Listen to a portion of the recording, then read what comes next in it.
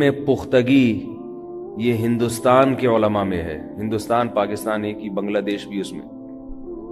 تو مجھے اس وقت یہ بات سمجھ میں نہیں آتی تھی کہ دین نازل تو کہیں اور ہوا ہے تو یہاں کیوں ہے. لیکن جب انسان سفر کرتا ہے نا تو اسے بہت ساری چیزیں نظر آتی ہیں. داڑیاں ہی نہیں ہیں مساجد کے اماموں کی. ہمارے ہاں الحمدللہ کم از کم مسجد کا امام بغیر داڑھی کے نہیں ملے گا. اب لوگ اس میں یہ بات کہتے ہیں کہ کیا داڑھی میں اسلام رکھا ہوا ہے؟ اتنی غور سے کسی کی داڑھی کیوں دیکھ رہے ہو بھائی؟ داڑھی میں یقیناً اسلام نہیں ہے، لیکن اسلام میں بہرحال داڑھی ہے. کم از کم اہل علم کو اپنا گیٹ اپ تو صحیح کر لینا چاہیے نا. حلیہ تو کم از کم اندر کا تو دیکھو، کوئی کسی کے نہیں جانتا کیا ہے، اور اندر تو تبدیل بھی ہوتا رہتا ہے. اندر کا انسان کبھی اچھا بن جاتا ہے اور کبھی خراب بن جاتا ہے. لیکن اوپر کا تو 100% اپنے اختیار میں ہے نا. اوپر کا حلیہ، داڑھی کاٹنا اتنا بڑا جرم ہے، تغییر خلق اللہ ہے، اللہ کی بنائی ہوئی تخلیق کو بگاڑ دینا.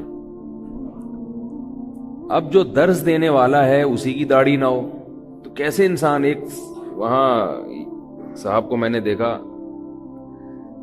کہ سیرت پر بیان کر رہے تھے ایک صاحب، اور ان کے بیان سے لگ رہا تھا کہ ماشاءاللہ سیرت پر ان کا مطالعہ بہت مضبوط ہے. نبی کی سیرت بیان کی جا رہی ہے اور داڑھی کیا ہے؟ بولو بھائی، غائب. تو انسان فوراً سوال آتا ہے نا کہ حضرت آپ صلی اللہ علیہ وسلم کی سیرت اتنے خوبصورت انداز میں بیان کر رہے ہیں اور آپ کو نبی سے اتنی محبت ہے، تو آپ کا خود گیٹ اپ نبی جیسا کیوں نہیں ہے؟ میرا مقصد بھائی کسی بغیر داڑھی والے کا مذاق اڑانا نہیں ہے. بار بار کہتا ہوں کہ ہو سکتا ہے بغیر داڑھی والا ہم سے اچھا ہو. میں تو ایک شریعت کے حکم کی ایک اہمیت بیان کر رہا ہوں. اچھا برا کون ہے یہ تو اللہ ہی بہتر جانتا ہے.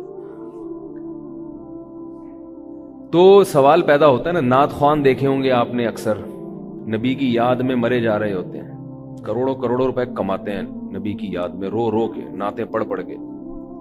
مگر حلیہ دیکھو ماشاءاللہ کلین شیو ہوتے ہیں کہ نہیں ہوتے، لیکن رو رہے ہوں گے نبی کی یاد میں، نعتیں پڑھ پڑھ کے جھوم رہے ہوں گے، لوگوں کو بھی رلا رہے ہوں گے، ہائے نبی ہائے نبی. بھائی ابھی اتنی محبت ہے تو اللہ کے بندو تو کم از کم چہرہ تو رسول کے مطابق کر لو، چہرہ تو نبی کے مطابق کر لو، کیونکہ تم پبلک کے سامنے آ رہے ہو. ایک گناہ وہ ہوتے ہیں جو چھپ کے ہوتے ہیں، جو لوگوں کو نہیں پتا ہوتے، وہ انسان کا اور اللہ کا معاملہ ہے. ایک گناہ وہ ہے جو ساری دنیا کے سامنے ہے، وہ زیادہ خطرناک ہیں. کل امتی معافن الا المجاہرین. آپ صلی اللہ علیہ وسلم نے فرمایا کہ جو کھل کے گناہ کرتے ہیں سب کے سامنے، ان کی معافی مشکل ہے. تو داڑھی کاٹنے میں ایک غلطی تو کیا ہے؟ فَلَا يُغَيِّرُنَّ خَلْقَ اللَّهِ، اللہ کی بنائی ہوئی تخلیق کی مخالفت ہے. اور دوسرا جرم کیا ہے داڑھی کاٹنے میں؟ دیکھو جب بھی کوئی گناہ انسان سے ہوتا ہے نا تو تھوڑی دیر ہوتا ہے، کیا خیال ہے؟ پھر اس میں امکان ہوتا ہے کہ اس کو ندامت ہو اور یہ توبہ کر لے. 100 بار بھی گناہ ہو اور 100 بار بھی اس کی توبہ، بولے نا بھائی، ہو سکتی ہے. لیکن داڑھی کاٹنا ہے تو ایسا ہے کہ وہ تو 24 گھنٹے، کیا خیال ہے، لگا ہوا ہے جسم کے ساتھ.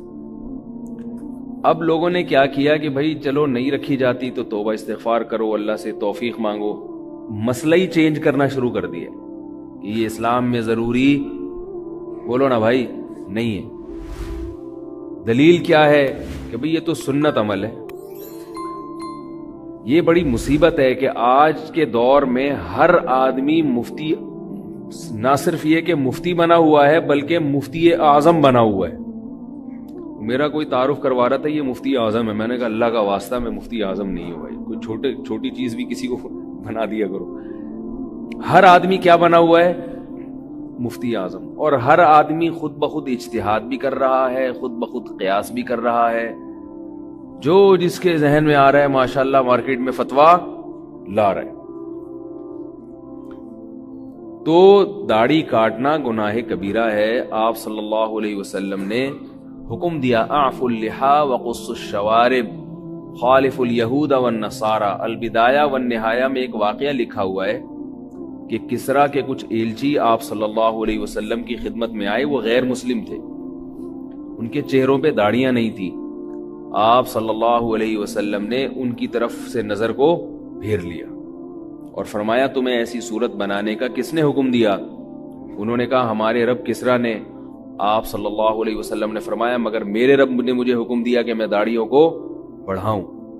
تو اس لیے بھائی میں بار بار کہہ رہا ہوں، کسی کی توہین مقصد نہیں ہے، یہ حکم بہت اہم ہے اور یہ حکم صرف ہندوستان پاکستان میں ہی رہ گیا ہے بڑے پیمانے پر. میں یہ نہیں کہہ رہا وہاں کوئی نیک آدمی نہیں ہے، نیک ہر جگہ ہوتے ہیں، لیکن تھوڑے شارٹ ہو گئے ہیں زیادہ. یہاں پھر بھی ہول سیل کے حساب سے پائے جاتے ہیں. عربوں میں داڑیاں ہی کاٹنے کا رواج، علماء کی بھی داڑیاں کٹ رہی ہیں. اور دوسرا ایک بڑی مسئلہ ایک یہ ہو گیا ہے کہ ازار سب ٹخنوں سے ڈھانکتے ہیں. آپ صلی اللہ علیہ وسلم نے ارشاد فرمایا ما اسفل من الازار الى الكعبین ففی النار. ازار شلوار جو بھی ہم لباس پہنتے ہیں، آپ صلی اللہ علیہ وسلم نے فرمایا کہ جو حصہ بھی ٹخنوں سے نیچے ہوگا ففی النار، کہاں ہوگا؟ مرد کے لیے اس کی اجازت نہیں ہے کہ وہ اپنی شلوار کو، اپنے ازار کو کہاں لے کے جائے؟ اتنی کھینچ لے کہ وہ ٹخنوں سے